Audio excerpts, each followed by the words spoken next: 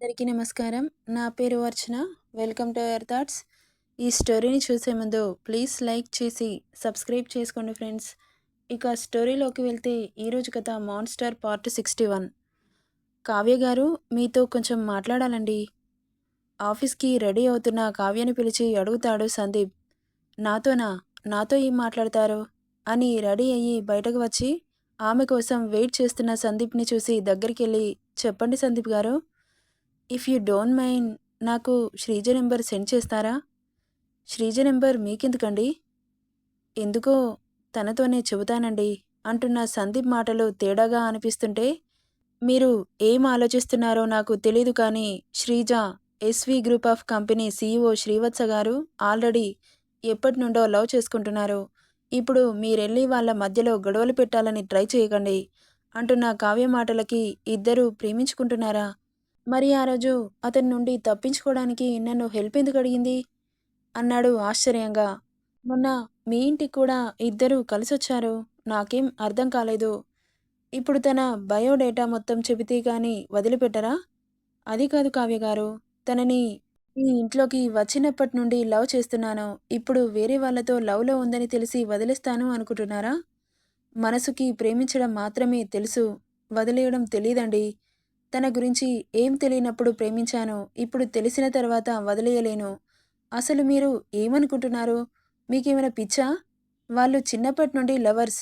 అందులో శ్రీవత్స గారి గురించి సెపరేట్‌గా చెప్పాల్సిన అవసరం లేదు. తన మీద కన్ను పడిన వాళ్ళని అక్కడికక్కడే చంపేసినా చంపేస్తాడు. అలాంటి అతనితో పెట్టుకోవడం అవసరమా?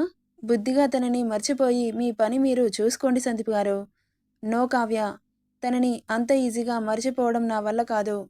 5 ఏళ్లుగా తనని ఎంతలా ప్రేమించానో, ఆరాధించానో నాకు మాత్రమే తెలుసు అంటున్న అతని మాటలకి షాక్ అవుతూ, మీకు అర్థం కావట్లేదు సందీప్ గారు. ఈ విషయం గనక సార్‌కి తెలిస్తే కనీసం ఊహించిన ఆ ఊహకే భయం పుట్టేలా చేస్తారు. మీరు నా మాట విని తనని మర్చిపోతే మంచిది. మీకు అర్థం కావట్లేదు కావ్య. ఆయన చంపేస్తాడని శ్రీజని మర్చిపోవడం నా వల్ల కాదండి. నా మెదడులో ప్రతి అణువు ఆమె ఆలోచనలతోనే నిండిపోయింది. ఇప్పుడు సడన్‌గా మర్చిపోమ్మంటే పోతే నా ప్రాణం పోవాలి కానీ ఆమెను మర్చిపోవడం నా వల్ల కాదు. తన కోసం నా ప్రాణాలు వదిలినా నాకు సంతోషమే. అయితే మర్చిపోను అంటారు అంటుంది కావ్య. ఆ మాటకి సైలెంట్ అయిపోతాడు సందీప్. అతనికి ఎంత ప్రమాదం ముంచుకొస్తుందో తెలియక ఇలా మాట్లాడుతున్నాడు అని భయపడుతూ, తన నెంబర్ ఇస్తే శ్రీకి గొడవలు వస్తాయని నేను చెప్పాల్సింది చెప్పాను సందీప్ గారు. తన నెంబర్ నా దగ్గర లేదు. ఉన్నా నేను చెప్పను. నన్ను ఎక్కువగా అడిగి ఇబ్బంది పెట్టకండి అని చెప్పి అక్కడి నుండి వెళ్ళిపోతుంది కావ్య. మీరు ఇవ్వకపోతే నేను తెలుసుకోలేను అనుకుంటున్నారా? అనుకుంటూ అక్కడి నుండి వెళ్ళిపోతాడు. ఇక అతనితో మాట్లాడిన కావ్యకి భయం వేస్తుంటే, అసలు ఈయన ఏమనుకుంటున్నారు? శ్రీజ మామూలు అమ్మాయేనా? ఛ! అసలు అలా ఎలా అనుకుంటారు? ఒకవేళ శ్రీజతో మాట్లాడే ప్రయత్నం చేసి ఈయన ప్రాణాలు మీదకి తెచ్చుకుంటే, అమ్మో! శ్రీ సార్ కోపాన్ని నేను కళ్ళారా చూశాను. ఈ సందీప్ గనక సార్ కంటపడితే నెక్స్ట్ సెకండ్‌లో బాడీ కూడా దొరకకుండా చేస్తాడు. అతనికి లేని టెన్షన్ నాకెందుకు? ముందైతే ఈ విషయాన్ని శ్రీజకి చెప్పాలి అని అనుకుంటూ మొబైల్ చేతిలోకి తీసుకుంది. చెబితే ఎలా రియాక్ట్ అవుతుందో, మళ్ళీ ఈ విషయం సార్‌కి చెబితే 4 రోజులు బ్రతికే సందీప్ ఇప్పుడే చంపేస్తారు. వద్దులే, ఏం జరుగుతుందో చూద్దాం అనుకుంటూ ఊహించడానికి కూడా భయం వేస్తుంటే ఆఫీస్‌కి బయలుదేరింది కావ్య. ఏంటి అత్తాకోడళ్ళు పొద్దు పొద్దున్నే మీటింగ్ పెట్టారు? ఇది శీతాకాలమని శీతాకాల సమావేశాలు పెట్టారా ఏంటి? అంటూ కాఫీ తాగుతూ మాట్లాడుకుంటున్న అత్తాకోడళ్ళని చూసి అంటాడు శ్రీ. మేము అత్తాకోడళ్ళం. మాకు 1,90,000 ఉంటాయి. మధ్యలో తమరికేంటంట? ఏంటి దీనికి ధైర్యం బాగా పెరిగిపోతుంది? ఏంటే ధైర్యంగా ఉండమని చెప్పానని నా మీదే ప్రదర్శిస్తున్నావ్? ధైర్యంగా ఉండమని మీరే చెప్పారుగా?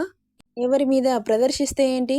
ధైర్యం ఎవరి మీదనైనా ధైర్యమే అంటుంది యాటిట్యూడ్‌గా శ్రీజ. అబ్బో! బాగా ముదిరిపోయావే. నిన్నేమో ముద్దపప్పు అన్నారు అంటుంది శ్రీజ. అందుకే ఈరోజు ముదిరిపోయావన్నమాట. మాట్లాడకపోతే ముద్దపప్పు అంటారు. మాట్లాడితే ముదిరిపోయావు అంటారు. నీతో వేగడం కష్టమే శ్రీ. మరి ఇన్నాళ్ళు ఎలా వేగావే? ఏదో నా అమాయకత్వం, నీ కోపం అలా కలిసిపోయాయి అంటుంటే, అంతే అంతే, ఆఫీస్‌కి వెళ్ళేవాడు ఒకడున్నాడు. వాడికి కాఫీనో, టీనో ఇద్దామని సెన్స్ లేదు. ముచ్చట్లు పెట్టి టైం పాస్ చేస్తుంది చూడు. కాంతమ్మ, కాఫీ అంటుంది శ్రీజ. ఏం భోగం అనుభవిస్తున్నావే? కాఫీ నిన్ను తెమ్మని చెప్పాను, తనని కాదు. నువ్వు నిన్న నా చేతిని గట్టిగా పట్టుకున్నావు. నాకు నొప్పి పుట్టింది. సో, నాకు కాఫీ కలపడానికి రావట్లేదు అని ఓ సాకు చెప్పగానే అప్పటికే కాఫీ పట్టుకొని శ్రీ ముందు ఉంటుంది కాంతమ్మ. నో థాంక్స్ అని సీరియస్‌గా చెప్పి శ్రీజని షార్ప్‌గా చూస్తూ అక్కడి నుండి వెళ్ళిపోతుంటే, ఆగండి సీఈఓ సార్ అంటుంది స్టైల్‌గా. ఆమె స్టైల్‌కి నవ్వుకుంటూ బయటకి కోపం నటిస్తూ వెనక్కి తిరిగి చూశాడు. నీ కోసం ఎలాగోలా కాఫీ కలిపి తీసుకొస్తాను కూర్చో అని సెగలు పడుతుంటే, దీనికి ఈ సెకలు కూడా ఉన్నాయా? చిన్నగా అన్న శ్రీజకి వినబడి, సెకలు కాదు సకల కలలు అని ఫోర్సుగా అటువైపు తిరిగి కిచెన్లోకెళ్తుంది శ్రీజ. వీళ్ళిద్దరి కాన్వోని పేపర్ చదువుతూ కూర్చున్న కిరణ్, ఈషా కుళ్ళుకుంటూ కళ్ళల్లో నిప్పులు కురిపిస్తారు. అప్పుడే ఫ్రెష్ అయ్యి కిందకి వచ్చిన ఆద్య, వదినా నాకు కూడా కాఫీ. ఓకే ఆద్య. అప్పటికి వాసవి వీళ్ళ గొడవని చూడలేక లోపలికెళ్ళిపోతుంది. ఏమైంది ఆద్య, ఈరోజు కాలేజ్ లేదా? రెడీ అవ్వలేదు. అన్నయ్య, ఈరోజు ప్రిన్సిపల్ సార్ రిటైర్మెంట్ తీసుకుంటున్నారని లెక్చరర్స్ అందరూ సన్మాన సభ ఏర్పాటు చేశారు. వాళ్ళు సన్మానాలు చేసుకుంటుంటే మనం ఎందుకని వదినతో టైం స్పెండ్ చేయాలనిపించి ఇంట్లోనే ఉన్నాను. ఆ మాటకి నవ్వి కాఫీ కోసం ఎదురు చూస్తూ ఉంటాడు శ్రీ. ఇక కాఫీ కప్ని ఆద్య చేతిలో పెట్టి నెక్స్ట్ శ్రీకి ఇస్తుంది. ఏంటే ఎక్స్ట్రాలు చేస్తున్నావు? నాకు ఆఫీస్కి టైం అవుతుందని చెబుతుంటే. నేనా అనింది అమాయకంగా. ఆ ఇన్నోసెంట్ ఫేస్ పెడితే మూతికి వాత పెడతా. సరే పెట్టు, అప్పుడు ఏ గొడవ ఉండదు, నీతో తిట్లు తిననవసరం కూడా ఉండదు అని చెప్పి ఆద్య పక్కన కూర్చుంటుంది శ్రీజ. దీనికి పిచ్చి బాగా ముదిరిపోయింది. ఇలాగే వదిలేస్తే ఇంకా భయం లేకుండా పోతుంది. అర్జెంటుగా మామతో మాట్లాడి పెళ్లి ముహూర్తాలు పెట్టించమని చెప్పాలి అని అనుకుంటూ ఏదో గుర్తొచ్చిన వాడిలా, సరే కానీ ఈరోజు హాస్పిటల్కి వెళ్ళాలి, నాతో పాటు పద అంటుంటే, హాస్పిటల్కా? హాస్పిటల్ దేనికి? ఆ, చెమ్మ చెక్క ఆడుకోవడానికి అంటాడు వెటకారానికి కుళ్ళు పుట్టేలా. ఈ మధ్యలో హాస్పిటల్లో చెమ్మ చెక్క, చెరడేసి మొగ్గ ఇలాంటి ఆటలు కూడా ఆడుతున్నారా? ఇప్పటి వరకు లేవు కానీ నువ్వు వస్తే స్టార్ట్ చేద్దామని చూస్తున్నారు. ఆ ఆట వాళ్ళకి నేర్పించొద్దాంరా. ఈ ఆట నీకు కూడా వచ్చు కదా శ్రీ. ఇద్దరం కలిసి ఆడుకునే వాళ్ళం, గుర్తుందా? మర్చిపోయావా? మళ్ళీ ఇద్దరం కలిసి హాస్పిటల్ వాళ్ళకు కూడా నేర్పించాలన్నమాట అంటుంటే, ఏడ్చావులే కానీ త్వరగా పద, నాకు ఆఫీస్కి లేట్ అవుతుంది అంటుంటే, హాస్పిటల్కి ఎందుకన్నా అంటూ వచ్చింది వాసవి. తనకి చిన్న చెకప్ ఉంది మామ్, చేయించుకొని వస్తాం. ఏం చెకప్? వచ్చాక చెబుతుందిలే మామ్, నాకు ఆఫీస్కి లేట్ అవుతుంది అంటూ శ్రీజని చేయి పట్టి లాక్కెళ్ళాడు.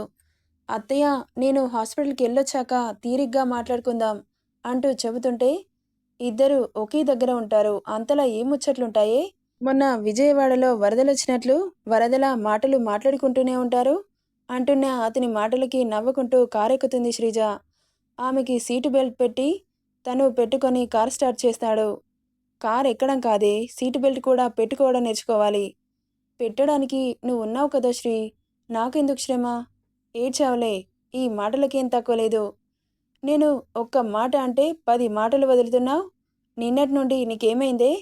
జ్ఞానోదయమైంది ఎక్కడో శ్రీవత్ వ్యాస్ గారి మహల్లో అనగానే తల తిప్పి చూసి, క్రేజీ గర్ల్ అని నవ్వుకుంటూ శ్రీజ బుగ్గలాగుతాడు. అతడి నవ్వుని అలాగే చూస్తూ ఉండిపోతుంది. నవ్వినప్పుడు ముత్యాల్లాంటి అతని పళ్ళ వరుస అందంగా కనిపిస్తుంటే శ్రీజని మిర్రర్లో చూసి, ఏంటి ఆలోచిస్తున్నావు అని కళ్ళెగరేస్తాడు. నువ్వు నవ్వితే చాలా అందంగా ఉంటావు శ్రీ. "హ్మ్, ఇంకా చాలా హ్యాండ్సమ్గా కూడా ఉన్నావు. ఇన్నేళ్లలో నా దగ్గర కనిపెట్టింది ఇదా? ఇంకేం కనిపెట్టాలి? చాలా ఉన్నాయి పాపా, నీకు తెలియాల్సినవి" అంటాడు డబుల్ మీనింగ్లో. అతడి మాటల ఆంతర్యం అర్థమయ్యి బుగ్గల్లో సిగ్గు తెచ్చుకొని తల విండోలో దూరుస్తుంది. ఆమె సిగ్గుని చూసి చిన్నగా నవ్వుకొని డ్రైవింగ్ మీద దృష్టి పెడతాడు. ఇక 10 నిమిషాల్లో హాస్పిటల్ రావడంతో కార్ పార్క్ చేసి అప్పటికే డాక్టర్ అపాయింట్మెంట్ తీసుకోవడంతో లోపలికెళ్తారు ఇద్దరు. ఇక శ్రీని చూసి చాలామంది పేషెంట్లు ఉన్నా కానీ వాళ్ళని ముందు పంపిస్తారు హాస్పిటల్ స్టాఫ్. సడన్‌గా హాస్పిటల్‌కి ఎందుకు తీసుకొచ్చావు? నాకిప్పుడు ఏమైందని? అంటున్న శ్రీజని చూసి, ఒకసారి నేప్రాలజిస్ట్‌ని కలుద్దాం అన్నాడు. ఇక మరో మాట మాట్లాడకుండా అతని వెనకాలే వెళ్తుంది. Good morning sir. Take your seat అంటాడు శ్రీని చూసి. ఇక ఇద్దరు డాక్టర్ ముందు కూర్చుంటారు. చెప్పండి శ్రీవత్స గారు, ఎనీ ప్రాబ్లం? డాక్టర్, తను నాకు కాబోయే వైఫ్. తనకి ఒకే కిడ్నీ ఉంది. ఏమైనా ప్రాబ్లం అవుతుందా? అని డైరెక్ట్‌గా మ్యాటర్ ఏంటో చెప్పగానే, ఓకే, ఇంతకుముందు రిపోర్ట్స్ ఏమైనా ఉన్నాయా? అంటున్న అతడి మాటలకి తీసుకురాలేదు అన్నట్లు శ్రీజ శ్రీని చూసి చెబుతుంటే మొబైల్‌లో ఆమె రిపోర్ట్స్ తీసి డాక్టర్ ముందు పెడతాడు. డాక్టర్ రిపోర్ట్స్ చూసి, ఓకే కిడ్నీ ఎందుకుంది? ఎవరికైనా డొనేట్ చేసిందా? అవును డాక్టర్. వాళ్ళ అమ్మ హెల్త్ బాలేనప్పుడు హాస్పిటల్ ఖర్చుల కోసం డొనేట్ చేసింది. అసలు అలా ఎలా డొనేట్ చేస్తారమ్మా? ఎంత ప్రమాదమో తెలుసా?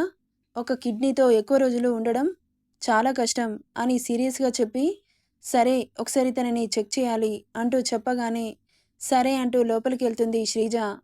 ఇక స్కానింగ్ తీసి రిపోర్ట్స్ చూసి, మీరు ఒకసారి బయట వెయిట్ చేయండి. నేను మళ్ళీ పిలుస్తాను అని చెప్పగానే బయటకెళ్తారు ఇద్దరు. నెక్స్ట్ ఏం జరుగుతుందో నెక్స్ట్ పార్ట్‌లో చూద్దాం. ఈ స్టోరీ ఎలా ఉందో కామెంట్ చేయండి friends. Thank you for listening.